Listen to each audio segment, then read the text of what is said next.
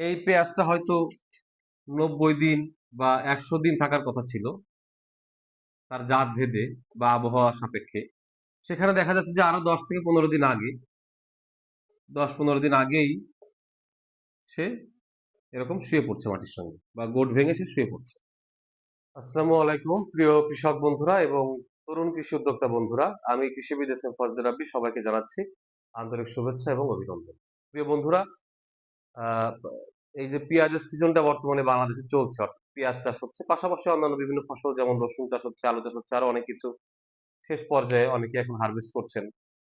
অনেকের হয়তো আর কিছুদিন পরেই হারভেস্ট করবেন। এরকম একটি পর্যায়ে রয়েছে। বিগত প্রায় ২ মাস থেকে ২.৫ মাস যাবৎ আমি বিশেষ করে পেঁয়াজ চাষের উপরে অসংখ্য বিভিন্ন বিজ্ঞান ভিত্তিক ভিডিওগুলো দিয়েছি। আপনারা অনেকেই সারা বাংলাদেশের এবং পার্শ্ববর্তী রাষ্ট্র ভারতেও সে ভিডিওগুলো ফলো করার চেষ্টা করেছেন এবং আপনারা আপনাদের পক্ষ থেকে জানিয়েছেন যে আপনারা অনেক বেশি উপকৃত হয়েছেন ভিডিওগুলো ফলো করে। তো এখন সময়ের প্রেক্ষাপটে একটি বিষয় নিয়ে আমি একটু আলোচনা করব, সেটি হচ্ছে যে অসময়ে পেঁয়াজ গাছ পড়ে যাওয়ার যে কারণ এবং সমাধানটি। আ বিশেষ করে কিছুদিন আগে থেকেই খেয়াল করা যাচ্ছে যে বাংলাদেশের এবং ভারতের বিভিন্ন জায়গায় যারা পেঁয়াজ চাষ করছেন, তাদের ক্ষেত্রে দেখা যাচ্ছে যে পেঁয়াজের যেই কন্দ, সেই কন্দ হয়তো এখনো পুরোপুরি ম্যাচিউর পর্যায়ে বা এস্টিমেটেড পর্যায়ে, অর্থাৎ যতটুকু বড় হবে সেরকম পর্যায়ে এখনো এসে পারেনি। তুলনামূলক একটু ছোট আছে বা পরিপক্কতার এখন একটু ঘাটতি আছে। ঠিক সেরকম অবস্থায় কি হচ্ছে? গাছের এই যে গোড়ার যে অংশটা থাকে, এই গোড়ার অংশটা এ জায়গা থেকে এটা আমরা বলি যে ভেঙে পড়ে যাওয়া, গোড়া ভাঙা। এখান থেকে গাছগুলো শুয়ে পড়ছে বা নুয়ে পড়ছে। এই যে, এই যে পড়ে যাচ্ছে, একদম মাটিতে পড়ে যাচ্ছে এরকম করে। শুয়ে পড়ছে মাটিতে। এই একদিকে হয়ে এরকম ভাবে পড়ে যাচ্ছে বা শুয়ে পড়তেছে। এরকম মাটির সঙ্গে মিশে যাচ্ছে বা মাটির সঙ্গে শুয়ে যাচ্ছে। এই যে গোড়া ভাঙাটা বা গাছ মাটির সঙ্গে শুয়ে পড়াটা, এটা তো একটা সময় এমনিতেই হবে। বা গাছের পাতাগুলো, অর্থাৎ এই যে গাছের পাতায় কি থাকে, সবুজ যখন থাকে তখন সে ক্লোরোফিলের মাধ্যমে সূর্যের আলোকে কাজে লাগিয়ে যে খাদ্যটা তৈরি করে, এই প্রোডাকশনের সময় আসে কি হয়, এই খাদ্যটাই কিন্তু আস্তে আস্তে নিচের দিকে যে এই গোড়ায় যে এই কন্দ গঠন করে। এই তো সেইভাবে কিন্তু একটু সময় নিয়ম অনুযায়ী প্রাকৃতিকভাবে যখন গাছের বয়সটা শেষ হয়ে যাবে, তখন এই পাতা উপর থেকে আস্তে আস্তে শুকিয়ে শুকিয়ে পাতার খাদ্যগুলো এরকম কন্দ গঠন হবে, কন্দগুলো আস্তে আস্তে আরো বড় হবে, এরকম করে করে আস্তে আস্তে ধীরে ধীরে আরো অনেক বেশি বড় হবে একটা সময়। তো স্বাভাবিকভাবেই তখন কন্দের বৃদ্ধি অনেক ভালো হয়, ম্যাচিউরড হয়, কন্দের মান ভালো হয়। কিন্তু দেখা যাচ্ছে যে অনেক ক্ষেত্রে এই পেঁয়াজটা হয়তো ৯০ দিন বা ১০০ দিন থাকার কথা ছিল তার জাত ভেদে বা আবহাওয়া সাপেক্ষে। সেখানে দেখা যাচ্ছে যে আরো ১০ থেকে ১৫ দিন আগে ১০-১৫ দিন আগেই সে এরকম শুয়ে পড়ছে মাটির সঙ্গে বা গোট ভেঙে সে শুয়ে পড়ছে। এর কারণটা কি? এবং কি করলে আমরা এটার সমাধানটা পাবো? এখন দেখুন, এই যে পেঁয়াজ, পেঁয়াজের যে শিকড়, শিকড়ের মাধ্যমে গাছ যে মাটিতে শিকড় থাকে, সেই মাটিতে পানি থাকবে এবং পানির সঙ্গে মিশ্রিত অবস্থায় থাকে বিভিন্ন প্রকার নিউট্রিয়েন্ট, পুষ্টি উপাদান, যেগুলো গাছ তার শিকড়ের মাধ্যমে গ্রহণ করে নিয়ে তারপর সে তার জৈবিক কার্যাবলীগুলো সম্পন্ন করে। এখন যদি আমরা পানি সেচ না দিই, অর্থাৎ দীর্ঘদিন ধরে যদি পানি সেচ না দেওয়া হয়, এই পেঁয়াজকে বলা হয় shallow rooted crop. Shallow rooted, shallow rooted মানে কি? অর্থাৎ যার মূল খুব বেশি গভীরে যায় না। দেখা যায় যে এরকম মাটির উপরস্তর থেকে নিচ পর্যন্ত ৬ ইঞ্চি থেকে ৮ ইঞ্চি এর ভেতরেই সাধারণত পেঁয়াজের শিকড় সীমাবদ্ধ থাকে। কিন্তু দীর্ঘদিন যদি সেচ না দেওয়া হয়, তাহলে দেখা যায় যে ৬ ইঞ্চি ৮ ইঞ্চি যে লেভেলটা মাটির উপরের স্তরে, তার চেয়ে অনেক নিচে পানির স্তর চলে যায়। উপরের মাটিগুলো একদম শুকিয়ে যায়। তখন পেঁয়াজ প্রয়োজনীয় পরিমাণ পানি সে গ্রহণ করতে পারে না। যখন সে পানি গ্রহণ করতে পারে না, তখন এই যে পেঁয়াজের পাতাগুলো যে সোজা হয়ে থাকা, দাঁড়িয়ে থাকা, খাড়া হয়ে থাকা, এর পেছনে মূলত যেই শক্তিটা কাজ করে তাকে বলা হয় টার্গার প্রেসার। টার্গার প্রেসারটা কি জিনিস? সেটা হলো যে এই যে মূলের মাধ্যমে, মূল লোমের মাধ্যমে পানিগুলো পেঁয়াজ শোষণ করে অসমোসিস প্রক্রিয়ায়, শোষণ করে সেটা এই গাছের ভেতরে পাতায় একটি টিস্যু আছে যাকে বলা হয়, অর্থাৎ জাইলেম এবং ফ্লোয়েম, দুটা টিস্যু আছে। এই জাইলেম এবং ফ্লোয়েম টিস্যু দুটা শিরার মতো এবং উপশিরার মতো কাজ করে। তখন তারা কি করবে, এই পানিটাকে এরকম বয়ে নিয়ে উপরের দিকে নিয়ে পাতার বিভিন্ন অংশে পৌঁছে দেয় এবং পাতার যে ছোট ছোট ক্ষুদ্র ক্ষুদ্র কোষ আছে, এই কোষের ভিতর তখন পানিগুলো ঢুকে কোষগুলোকে স্ফীত করে ফেলে। সেল অল বলি আমরা, কোষের যে সেল অল থাকে, অর্থাৎ যাকে বাংলায় বলা হয় কোষ পর্দা। যে ক্ষুদ্র ক্ষুদ্র কোষ, সেই কোষের পর্দা। কোষের ভিতর যখন এই যে একটু উদ্ভিদ কোষ, আমরা একটা উদ্ভিদ কোষের ছবি ছোট করে একটু আঁকলাম। এই যে উদ্ভিদ কোষে এরকম বিভিন্ন উপাদান থাকে, মাইটোকন্ড্রিয়া, নিউক্লিয়াস, সেন্ট্রিওল, সেন্ট্রোসোম, এরকম বিভিন্ন ধরনের উপাদান দিয়ে একটা উদ্ভিদ কোষ গঠিত হয়।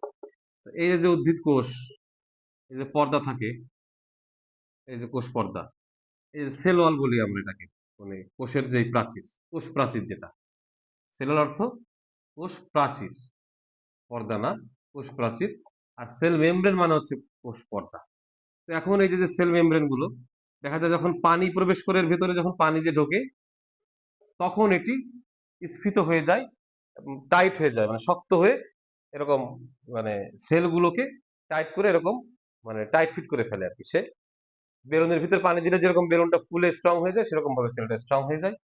তখন হয় কি, এই পানির চাপের কারণে সেলগুলো সব এরকম পানিতে টইটুম্বুর থাকে।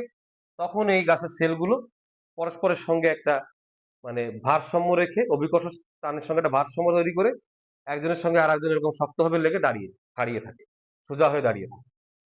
যখন এই পানি গাছ পর্যাপ্ত পরিমাণে পাবে না, তখন কিন্তু এই প্রতিটা কোষের ভেতরে পানির ঘাটতি পড়বে। যখন পানির ঘাটতি পড়বে তখন কিন্তু কোষগুলো শুকিয়ে যাবে, পর্যাপ্ত পানি সে পাবে না, এবং শুকিয়ে যাওয়ার কারণে স্বাভাবিকভাবেই কিন্তু তখন আর গাছের পাতাগুলো এরকম শক্তভাবে দাঁড়িয়ে থাকবে না, সে নরম হয়ে যাবে এবং নরম হয়ে হেলে পড়ে যাবে। তো এরকম করে দীর্ঘ সময় থাকতে থাকতে একটা সময় এসে তখন এই গোড়া থেকে সে শক্তি হারিয়ে ফেলে, এবং এই টার্গার প্রেশার না থাকার কারণে সে আর দাঁড়িয়ে থাকতে পারে না, সে তখন শুয়ে পড়ে। তাহলে মূল প্রবলেমটা আসলে কি, যে পানি না থাকা, রস না থাকা। এটা হচ্ছে দীর্ঘদিন সেচ না দিলে এই সমস্যাটি হয়।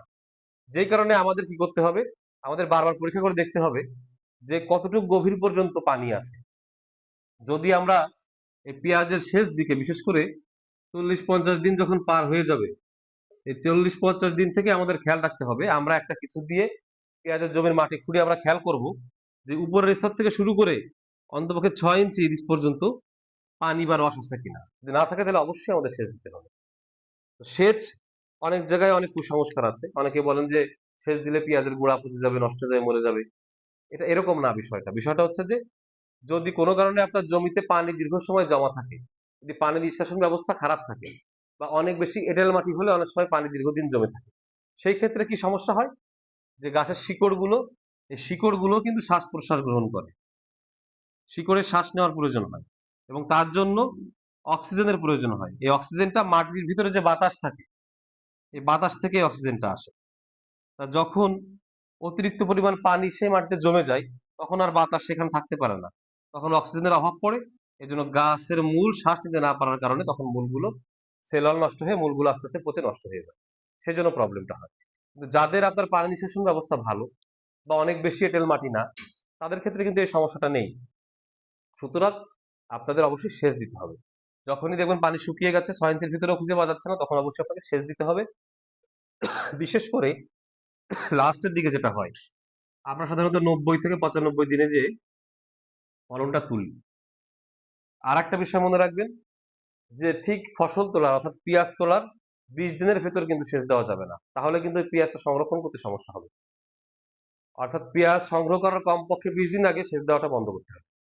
এজন্য আপনারা যেটা করতে পারেন, যে আপনাদের গাছের বয়স যখন 60 থেকে 70 দিন হয়, এ সময়টা এসে আপনারা একবার সেচ দিতে পারেন।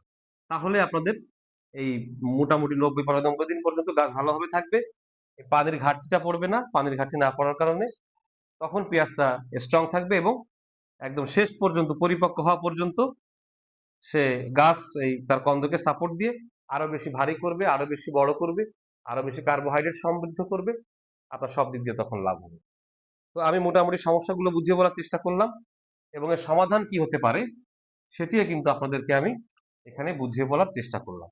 তারপরে যদি আপনাদের কোনো বিষয়ে কোনো কনফিউশন থাকে, কোনো কিছু জানার থাকে, আপনারা অবশ্যই সেটি এখানে কমেন্ট করবেন, এবং নিশ্চিত থাকেন আমি চেষ্টা করবো 100% যারা কমেন্ট করবেন তাদের সবাইকে আমি এখানে রিপ্লাই দিব। আরেকটা বিষয় আমি একটু বলি, সেটা হচ্ছে যে আধুনিক যে বৈজ্ঞানিক পেঁয়াজ চাষ পদ্ধতি, যেভাবে চাষ করলে আপনি বেশি ফলন পাবেন, সঠিক নিয়মে চাষ করতে পারবেন, তার উপরে আমার গুরুত্বপূর্ণ 5টি ফুল ক্লাস রয়েছে, 5টি পূর্ণাঙ্গ ক্লাস, যেখানে আমি পেঁয়াজ চাষের খুঁটিনাটি সকল বিষয়ে আলোচনা করেছি এবং তার পাশাপাশি একটি পিডিএফ ফাইল রয়েছে। অর্থাৎ এই পিডিএফ ফাইলটা হলো এই পেঁয়াজ চাষের পূর্ণাঙ্গ গাইড বই, লিখিত গাইড বই আছে। এটা পিডিএফ ফাইল, অর্থাৎ আমি আপনাদেরকে এটি ফাইলটি অনলাইনে পাঠিয়ে দিতে পারবো। এটা আপনার প্রিন্ট করে আপনার নিজের প্রিন্ট করে নিতে হবে। তো এই যে 5টি পূর্ণাঙ্গ ক্লাসের ভিডিও এবং একটি পিডিএফ গাইড ফাইল, এর পুরোটা আপনি আমার কাছ থেকে সংগ্রহ করতে পারবেন। সেই ক্ষেত্রে আমার এই যে ভিডিও স্ক্রিনে যে হোয়াটসঅ্যাপ নাম্বারটি দেওয়া আছে, সেই হোয়াটসঅ্যাপ নাম্বারের মাধ্যমে আপনারা আমার সঙ্গে যোগাযোগ করবেন। যোগাযোগ করার পর আমি একটি বিকাশ নাম্বার লিখে দিচ্ছি, 01717005357। এই বিকাশ নম্বরে আপনারা 200 টাকা সেন্ড মানি করে দিবেন। অর্থাৎ এই ভিডিওগুলো এবং গাইডটার জন্য আমি মূল্য রাখছি মাত্র 200 টাকা। সেন্ড মানি করে আমাকে জানিয়ে দিলে আমি আপনাদেরকে এই 5টি পূর্ণাঙ্গ ক্লাসের যে ভিডিও এবং এই যে পূর্ণাঙ্গ গাইড বইয়ের যে পিডিএফ ফাইলটা, এটি আপনাদেরকে আমি পৌঁছে দিব। আমি বিশ্বাস রাখি সেক্ষেত্রে আপনারা যারা নতুন পেঁয়াজ চাষ করতে যাচ্ছেন বা করছেন, বা কম বেশি রেগুলার করেন, একটু সচেতন যারা আছেন, যে শিক্ষিত তরুণ সমাজটা আছেন, তারা আপনারা এই ভিডিও ফাইল এবং এই পিডিএফ ফাইলটি সংগ্রহ করলে এখান থেকে আপনারা অনেক বেসিক বিষয়ে ধারণা পাবেন এবং আপনি অনেক বেশি উপকৃত হবেন। প্রিয় বন্ধুরা, তো আমার এই ভিডিওটি ভালো লাগলে অবশ্যই লাইক করবেন, কমেন্ট করবেন, শেয়ার করে ছড়িয়ে দিবেন সবার মধ্যে, এবং আমার চ্যানেলের সঙ্গে থাকতে হলে অবশ্যই চ্যানেলটি সাবস্ক্রাইব করবেন। সবাই আজকের মতো ভালো থাকবেন, সুস্থ থাকবেন, আমার জন্য দোয়া করবেন। আল্লাহ হাফেজ।